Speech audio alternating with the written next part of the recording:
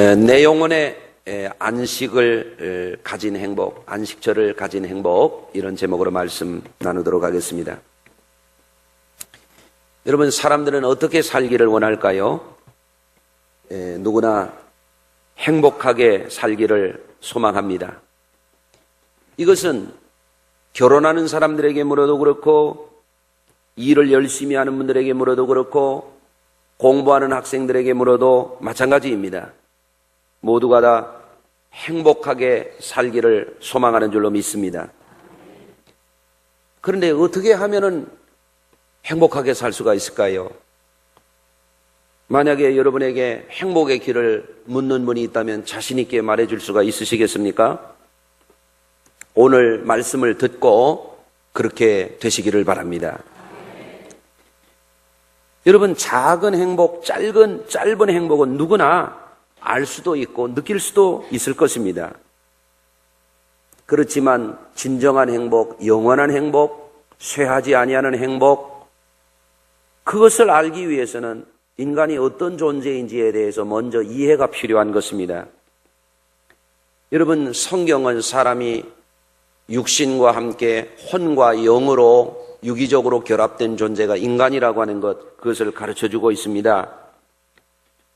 그렇기 때문에 사람들은 이런 속성을 가지고 있기 때문에 각각의 그 속성에 맞는 필요를 느끼며 살아가고 있는 것이 사람의 존재입니다.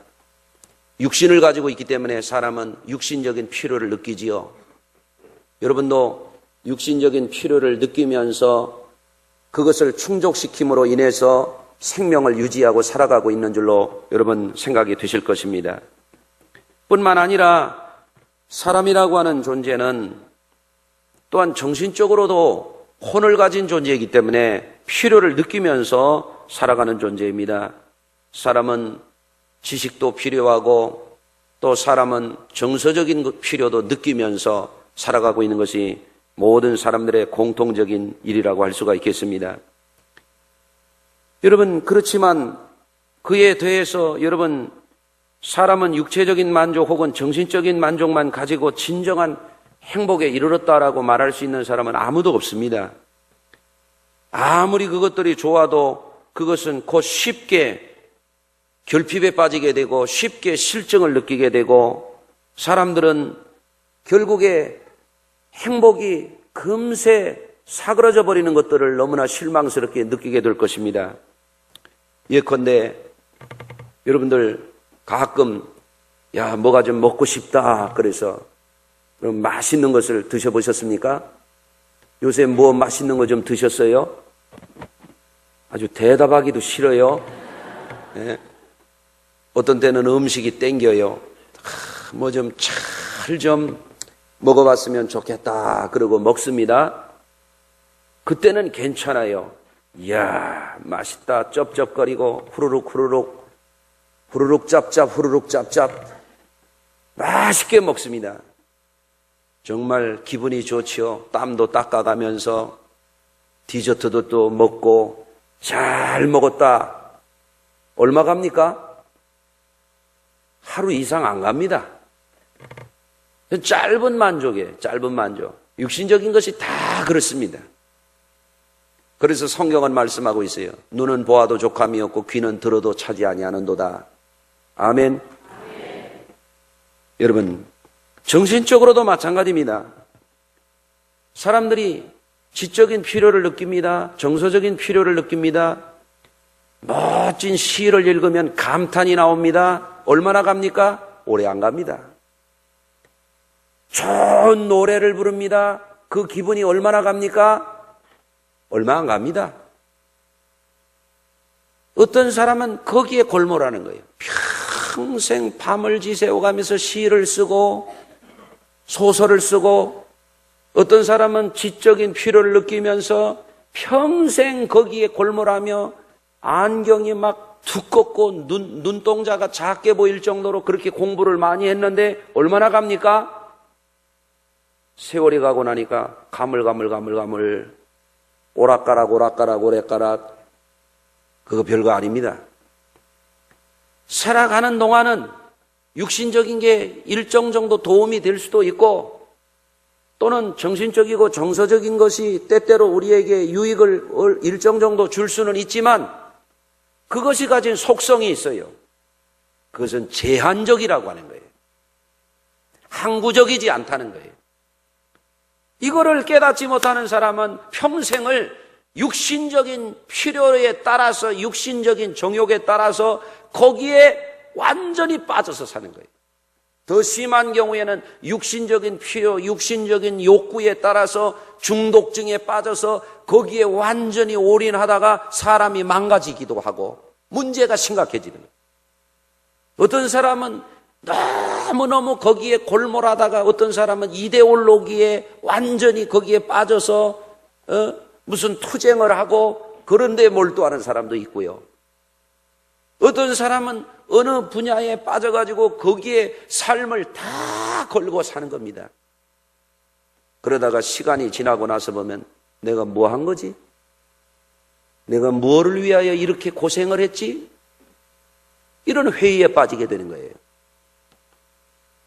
여러분, 사람들이 살아가는 동안에 육신적으로 정신적으로 필요를 느끼는데 필요에는 아주 중요한 메커니즘이 딱 두 가지입니다. 하나는 뭐냐? 결핍이라고 하는 것과 충족이라고 하는 거예요. 여러분, 내가 배가 고프다. 그건 뭐가 결핍된 건가 하면 먹는 게 결핍이 된 거예요. 충족이 뭐냐? 뭐를 이것도 먹고 저것도 먹고 씹어 먹고 구워 먹고 지져 먹고 볶아 먹고 삶아 먹고 샐러드 해서 먹고 회쳐서 먹고 배불리 잔뜩 먹고 나면은 그걸 뭐냐? 충족이라 그러는 거예요. 충족. 한번 해보세요. 결핍, 충족. 이건 정서적으로도 일어나는 거예요. 정서적으로 결핍이 되면 어떤 사람은 그게 문제가 돼서 우울증이 오기도 하고 어떤 사람은 또 너무 좋아가지고 막 기뻐서 펄펄펄펄 뛰는 거예요. 그러다가 또 완전히 디프레션 돼서 눈물을 뚝뚝 흘리게 되고 잠도 못 자게 되고 혼자 씩씩거리게 되고 인생에 대해서 회의를 느끼게 되고 고함을 지르게 되고 사람을 공격하게 되고 해가닥하는 거예요. 여기에 전부 기본적인 메커니즘은 뭔가 하면은 결핍과 충족이라는 거예요. 어떤 사람은 육신적으로, 어떤 사람은 정신적으로, 어떤 사람은 정서적으로 거기에 빠지는 거예요. 그래서 사람들이 그럽니다. 산에 가서 이야 좋다. 얼마나 좋아요? 산에서 내려오면 끝입니다. 그럼 맞죠? 그런데 사람들은 참 이상하지요. 그 짧은 것에 자꾸 빠져들어가는 거예요. 감각적인 것에 자꾸 빠져들어가는 거예요. 결국에 본질이 꿈 깨고 나면 아무것도 아니라고 하는 말처럼 그거 해봐야 결론이 뻔한 건데 사람들은 거기에 빠져서 사는 경우가 너무 많아요. 어떤 사람은 물질에, 어떤 사람은 쾌락에, 어떤 사람은 자기가 고상하다고 생각하는 것에, 어떤 사람은 이것이 굉장히 즐겁다라고 하는 것에 거기에 빠져서 사는 수가 많습니다. 그러다가 어느 순간이 딱 되면 삶이 무너져 내리는 거예요. 왜? 허망한 것에 빠져서 살았기 때문에 그렇습니다. 여러분, 오늘 성경 말씀에서 우리는 또 하나의 행복의 모델을 발견할 수가 있습니다. 그것은 뭔가 하면 사람이라고 하는 것은 육체적으로나 정신적으로만 행복해가지고 그것이 제대로 된 행복이 될 수가 없는 것이죠. 오늘 성경이 우리들에게 보여주고 있는 아주 영원한 행복, 항구적인 행복, 지워지지 않는 행복, 사라지지 않는 행복, 썩어지지 않는 행복의 또 하나의 길을 가르쳐주고 있어요. 오늘 말씀 한 구절을 제가 읽어드립니다. 2절입니다. 내 영혼이 여호와의 궁정을 사모하여 쇠약하며 내 마음과 육체가 살아계시는 하나님께 부르짖나이다. 아멘. 보통 세상 사람들은 육체적이고 정신적인 것만 거기서 행복을 찾으려고 하고 그것을 즐기려고 하다가 실망하고 낙담하고 결국에는 허무 속에 무너져 내리는데 오늘 성경은 한 가지 중요한 걸 가르쳐줘요. 내 영혼이 아멘. 그렇습니다. 내 영혼과 내 마음과 육체가 살아계시는 하나님을 찾는단 말이에요. 차원이 다르지요? 우리 오늘 본문 중에서 우리가 영적으로 사는 하나의 길을 우리가 발견하게 됩니다. 영국의 경험론 철학자인 존 로크는 사람의 마음은 백지장 같고 그 무엇으로도 채울 수 없는 빈 공간이 있다고 말했어요. 사람들이 그 백지장 같은 것에 집도 그리고 초원도 그리고 빛나는 태양도 그리고 이것도 즐기는 것도 그리고 재미있는 것도 그리고 하면서 살아가는 거예요. 그런데 그 무엇으로도 채울 수 없는 빈 공간이 사람의 인격 속에 들어있다 이거예요. 그게 뭘까요? 저는 그것이 영혼의 자리라고 믿습니다. 여러분, 사람의 영이라고 하는 것은 하나님께서 사람을 지으시고 그 코에 생기를 불어넣으심으로 생긴 하나님과 사람이 소통할 수 있는 공통 분모예요. 그거를 영이라고 합니다. 그것은 마치 바람과 같아서 존재하지만 눈에는 보이지 않습니다. 그러나 영이 살아있는 사람, 영이 깨어있는 사람은 그 영을 통해서 하나님을 느끼는 거예요. 하나님과 인격적인 소통을 이루는 것이에요. 그게 예배고 그것이 기도입니다. 할렐루야. 여러분, 사람이라고 하는 것은 육체만 가지고 있는 것이 아니라 영혼을 가지고 있는데 오늘날 의학이 발달되면서 수많은 사람들이 죽었다가 깨어나는 임사 체험을 하게 됩니다. 죽었다 깨어난 사람들을 계속 이렇게 조사를 해보면 그 사람들이 하는 이야기가 있어요. 뭐냐? 자기가 죽었는데 자기 몸속에서 영혼이 빠져나와서 자기의 시체를 내려다보고 있더라는 거예요. 여러분, 사람의 본질은 이 육체가 아니고 영혼인 것입니다. 그런데 사람들이 본질이 육체가 아닌데 육체에 빠져서 육체의 것을 골몰하고 육체 것에 집착하여 살다 보면 그 삶은 반드시 무지개를 따라간 사람처럼 실망하게 되는 거예요. 사람의 본질은 육체가 아닙니다. 사람의 본질은 몸에서 영혼이 빠져나오면 그것은 육체가 아니고 시체라 그러잖아요. 그건 썩어요. 그건 갖다가 묻어버려야 되는 거예요. 사람의 본질은 영혼입니다. 그렇다고 한다면 진정한 행복이라고 하는 것은 육체 가운데 있는 것이 아니라 어디에 있다? 영혼 가운데 있단 말이에요. 우리 그리스도인들은 그거를 알고 그거를 발견하고 영적인 삶을 살아가는 사람들입니다. 할렐루야. 사람이 이 영혼이 귀중하고 어떻게 해야 영적인 필요와 어떻게 해야 영적인 충족이 된다고 하는 것을 알지 못하면 그 사람 속에는 그 무엇으로도 채울 수 없는, 맛있는 거를 먹어도 소용이 없고 좋은 거를 봐도 소용이 없고 술 마시고 노래하고 춤을 춰봐도 소용이 없고 뭐만 남는 거예요? 가슴엔 하나 가득 슬픔만 남는 거예요. 한숨만 남는 거예요. 결국에 그런 인생은 어떻게 되느냐? 불안한 거예요. 두려움에 빠지는 거예요. 절망하는 거예요. 그런 사람은 세상 떠나갈 때에 눈을 허옇게 떴다 검게 떴다 몸을 왼쪽으로 꽈다가 오른쪽으로 꽈다가 발버둥을 쳐봤다가 그래도 안 되는 겁니다. 그래서 영적인 문제가 해결되지 않는 사람은 행복할 수가 없어요. 진정한 행복에 이를 수가 없어요. 남는 것은 회의뿐이에요. 남는 것은 허무뿐이에요. 남는 것은 슬픔뿐이에요. 나는 뭘까? 나는 뭘까? 처자식은 뭘까? 남편하고 애들은 내게 뭘까? 남는 것은 허무와 슬픔뿐이야. 뭐가 해결되기 전에는? 영혼의 문제가 해결되기 전에는 그런 겁니다. 여러분, 그래서 사람은 육체적으로 아무리 건강해도 지적으로 감성적으로 아무리 뛰어나도 영적인 문제가 해결되지 않으면 어느 경점에 이르면 인생이 슬퍼지는 거예요. 인생이 회의감이 드는 거예요. 보람이 없어지는 거예요. 하나하나 무너져가는 거예요. 그러면서 사람들이 내뱉는 소리가 시편에 나와요. 시편 42편 11절에 이렇게 되어 있습니다. 내 영혼아 어찌하여 낙심하며 어찌하여 내 속에서 불안해하는가? 어찌해서 낙심하고 어찌해서 불안해할까요? 우리의 육체 가운데 있는 영혼이 어찌해서 불안하고 어찌해요 낭망하는가 말이에요. 왜 슬퍼하는가 말이에요. 왜 두려워하는가 말이에요. 영혼의 문제가 해결되지 않아서 그렇습니다. 오늘 고라자손의 시 가운데 보면 이렇게 되어 있습니다. 내 영혼이 여호와의 궁정을 사모하여 쇠약하며 내 마음과 육체가 살아계신 하나님께 부르짖나이다. 영혼도 마음도 육체도 하나님을 찾는 거예요. 그런데 어떤 사람은 오늘도 하나님 안 찾아요.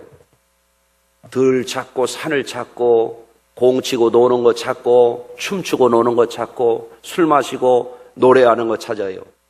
돌아서면 가슴에 하나 가득 불안과 슬픔과 절망뿐이에요. 아멘 할 줄 알았더니 안 하시네요. 아멘. 사실입니다. 누구에게 물어봐도 그래요. 요새 가짜 그림 파동이 있는 조영남 씨가 얼마나 노래도 잘 부르고, 또 그림까지 그린다고 해서 또, 저 사람 저렇게 뛰어난 사람이라고 사람들이 막 몇백만 원씩 막 2천만 원씩 주고 그림을 샀는데 보니까 남이 그린 그림 갖다 팔았다고 그러잖아요. 이제는 법적인 문제가 생기니까 결국에는 어때면 울어요, 울어. 안타까운 일이에요. 노래 부르는 거 좋아요. 그림 그리는 거 좋아요. 그런데 좀 영적으로 살았으면 지금 웃을 수 있을 터인데. 너무 세상길로 가면 누구라도 울 수밖에 없어. 누구라도 불안해할 수밖에 없어. 누구라도 절망 속에 무너져 내릴 수밖에 없어. 그게 인생이에요. 여러분, 그래서 우리는 내 영혼의 안식처를 발견해야 돼요. 따라서 하십시다. 주여, 내 영혼의 안식처를 주시옵소서. 근데 시편 기자는 그걸 알아요. 나의 왕 나의 하나님 만군의 여호와여, 주의 제단에서 참새도 제집을 얻고 제비도 새끼들 보금자리를 얻었나이다. 주의 집에 사는 자들은 복이 있나이다. 참새도 보니까 하나님 성전에 와서 집을 짓고 살고, 제비도 보니까 와서 집을 짓고 살고, 사람들도 보니까 하나님의 성전에 와서 깃들여 있는 사람들은 복이 있나이다. 복이 있다는 얘기가 뭐예요? 행복하다 그런 얘기예요. 할렐루야. 여러분, 이 시편 84편은 고라 자손이 지은 시라고 되어 있지요. 고라가 누구냐면 이스라엘 백성들 출애굽할 때 교만방자 해가지고 이스라엘의 영노자인 모세와 여호와 하나님 앞에 반역을 일으켰던 그런 사람입니다. 하나님이 진노해가지고 그를 심판해서 지진이 일어나고 땅이 그를 삼켜버렸어요. 그런데 그 자손들이 자기 아버지가 반역을 일으킬 때 거기에 가담하지 않았어요. 그러다가 생각하는 거예요. 우리 아버지하고 우리가 하나님의 성전에서 거할 때가 얼마나 좋았던가. 그런데 우리는 지금 그걸 못하고 있단 말이에요. 그러니까 참새도 보니까 주의 성전에 집을 짓고 살고 있고, 제비도 주의 성전에서 집을 짓고 살고 있는데 이게 뭐냐 이거예요. 이게 뭐냐 이거예요. 우리는. 그래서 하나님 성전에서 지내던 것을 그리워하면서 하나님이여 나에게 영혼의 안식처를 달라고 하는 게 오늘 본문의 내용이에요. 아멘.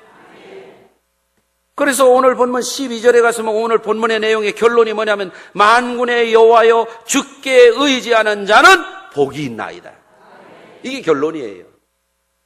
하나님을 의지하는 사람, 하나님을 발견한 사람, 영적인 안식처를 발견한 사람, 그 사람이 진정으로 행복한 사람이라 이거예요. 왜냐? 육체의 때는 잠깐이에요. 사람이 아무리 정신적으로 뛰어나도 정서적으로 예능적으로 뛰어나도 그거 유효기간이 있어요. 공부를 아무리 많이 해도 그거 쓸 수 있는 한계가 있어요. 머리가 아무리 똑똑한 사람도 대단한 사람도 지혜가 번쩍이는 사람도 그 한계가 있어요. 그러나 영혼은 영원합니다. 아멘. 다른 것은 다 낡아지는 거예요. 예? 어른들 그런 말씀 하잖아요. 아이고 작년 다르고 올 달라요. 저도 선배들 놀려먹을 때 그럽니다. 아이고 형님 나 작년 다르고 올 다르네. 예? 다르죠? 어른들은 정말 그걸 느낍니다. 말할 때 힘도 약해지고 걸어다닐 때 다리도 후달달거리고 여기 예배당 올라올 때 젊은이들은 쿵쿵 올라오지만 연세 드신 분들은 막 매달리다시피 해서 올라오시는 분들 계십니다. 부축해서 좀 같이 올라오시길 바라요. 여러분, 그런데 우리가 누릴 수 있는 참 행복의 길이 있습니다. 그건 뭐냐면 첫째는 주의 집에 사는 자들이 행복하다라고 하는 것을 우리가 깨닫는 거예요. 아멘. 여러분, 사람들은 영혼의 안식처를 발견하기 전에는 계속 불안하고 계속 불만스럽고 거듭거듭 결핍에 빠지게 돼 있어요. 여러분, 그렇기 때문에 오늘 본문의 말씀과 같이 영과 마음과 그 육체가 하나님의 집에서 쉼을 얻을 줄 아는 우리 성도들 되시기를 바랍니다. 그래서 교회 오는 걸 여러분들이 즐거워하셔야 돼요. 아멘.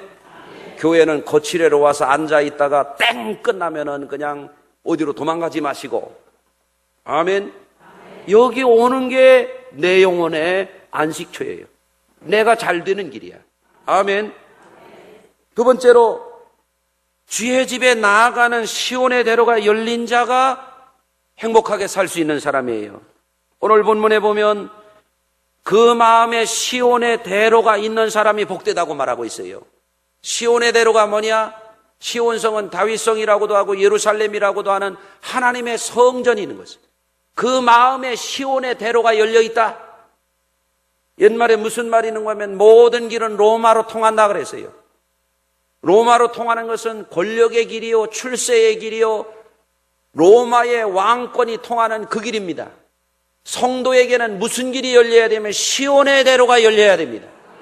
시온의 대로는 뭐냐? 하나님의 성전으로 올라가는 길입니다.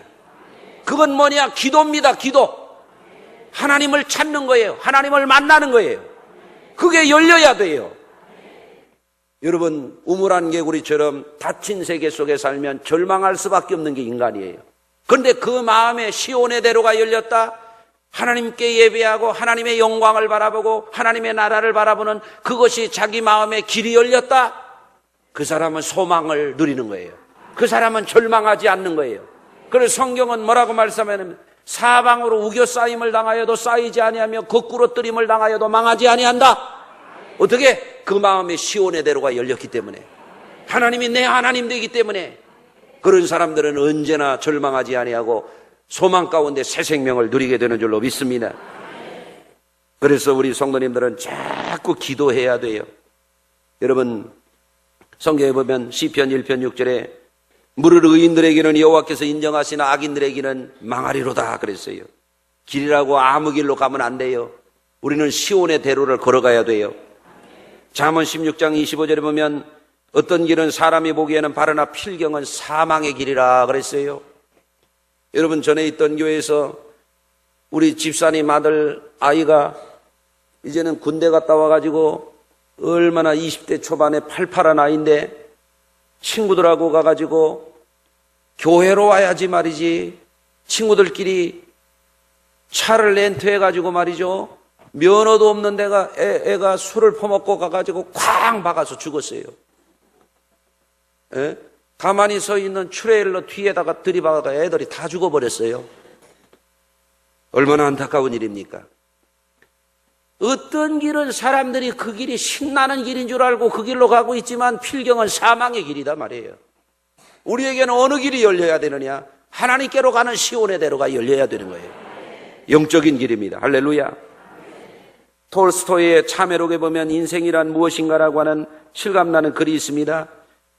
한 나그네가 메마르고 위험한 광야를 지나가는데 햇볕이 얼마나 강렬하게 내리쪼이는지요. 목은 마르고 입술은 바삭바삭 타고 몸이 그냥 얼마나 풀어져 가지고 말이죠. 정신이 오락가락하고 발이 이쪽 갔다 저쪽 갔다 하고 너무 힘든 거예요. 그런데 갑자기 맹수가 포효하는 소리가 들려요. 아! 하는데 보니까 사자가 자기를 잡아먹으려고 달려드는 거예요. 죽을 힘을 다해서 달리는데 보니까 절벽이 나타나는 거예요. 뒤에는 사자, 앞에는 절벽. 어떻게 해야 되죠, 이런 때는? 가만히 날 잡아 잡수소 그래야 되나요? 애따 모르겠다 하고 뛰었는데 절벽으로 내려가다가 뭔가 걸려서 잡았어요. 넝쿨을 잡았어요. 천신만고 끝에 대롱대롱 매달렸는데 밑을 내려다 보니까 독사들이 막 우글우글 하면서 잡아먹으려고 또 하고 위에는 사자가 또 잡아먹으려고 하고 있고 그런데 나무 줄기에서 꿀이 떨어지는 거예요. 혀를 내밀어 가지고 꿀을 빨아먹고 겨우겨우 버티고 있는데 또 어디서 싹싹싹싹싹 소리가 나는 거예요. 흰지가 나와서 줄을 갉아먹는 거예요. 대롱대롱 겨우 매달려 있는데 말이에요. 검은지가 나와서 또 싹싹싹싹싹 갉아먹는 거예요. 그게 인생이라는 거예요. 그러다가 추락한다고 얘기해요. 여러분, 하나님의 구원의 길, 영혼의 구원의 길이 여러분에게 열려졌습니까? 열려지시기를 주의 이름으로 축원합니다. 세 번째로 우리가 영원한 행복자가 되고 진정한 행복자가 되려면 어떻게 해야 되느냐? 하나님의 전에서 주님을 위하여 일할 줄 알아야 됩니다, 여러분. 주를 위하여 일하는 것이 자신이 잘 되는 길이에요. 육신을 위해서도 직장에 나가서 논밭에 나가서 얼마나 사람들이 애쓰고 힘쓰고 용쓰고 고생합니까? 육신을 위해서. 그런데 영혼을 위해서 일하는 것을 잘 모르는 거예요, 사람들이.